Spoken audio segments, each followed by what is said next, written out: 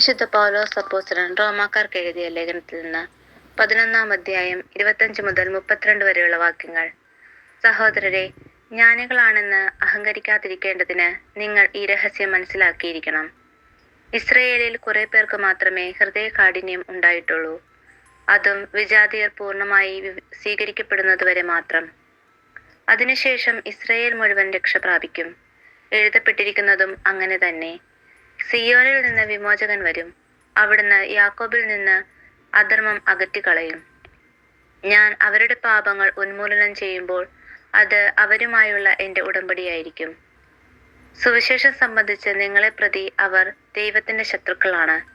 തെരഞ്ഞെടുപ്പ് സംബന്ധിച്ചാകട്ടെ അവരുടെ പൂർവികരെ പ്രതി അവർ സ്നേഹഭാജനങ്ങളാണ്.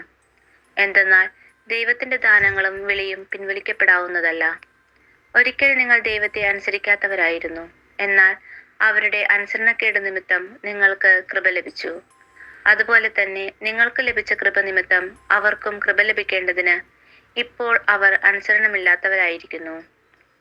എന്തെന്നാൽ എല്ലാവരോടും കൃപ കാണിക്കാൻ വേണ്ടി ദൈവം എല്ലാവരെയും അനുസരണമില്ലാത്തവരാക്കി. ദൈവവചനമാണ് നാം കേട്ടത്. വിശുദ്ധ മത്തായി എഴുതിയ സുവിശേഷം 18-ാം അധ്യായം 10 മുതൽ 14 വരെയുള്ള വാക്യങ്ങൾ. ഈ ചെറിയവരിൽ ആരെയും നിന്ദിക്കാതിരിക്കാൻ സൂക്ഷിച്ചുകൊള്ളുക. സ്വർഗത്തിൽ അവരുടെ ദൂതന്മാർ എന്റെ സ്വർഗസ്ഥനായ പിതാവിന്റെ മുഖം എപ്പോഴും ദർശിച്ചു കൊണ്ടിരിക്കുകയാണെന്ന് ഞാൻ നിങ്ങളോട് പറയുന്നു. നിങ്ങൾക്ക് എന്തു തോന്നുന്നു? ഒരാൾക്ക് 100 ആടുകൾ ഉണ്ടായിരിക്കെ അതിലൊന്ന് വഴിതെറ്റിപ്പോയാൽ 99നെയും മലയിൽ വിട്ടിട്ട് അവൻ വഴിതെറ്റിയതിനെ അന്വേഷിച്ചു പോകുകയില്ലേ? കണ്ടെത്തിയാൽ അതിനെക്കുറിച്ച് വഴിതെറ്റിപ്പോകാത്ത 99നെയും കുറിച്ച് എന്നതിനേക്കാൾ അവൻ സന്തോഷിക്കുമെന്ന് സത്യമായി ഞാൻ നിങ്ങളോട് പറയുന്നു. ഇതുപോലെ ഈ ചെറിയവരിൽ ഒരുവൻ പോലും നശിച്ചു പോകാൻ എൻ്റെ സ്വർഗസ്ഥനായ പിതാവ് ഇഷ്ടപ്പെടുന്നില്ല.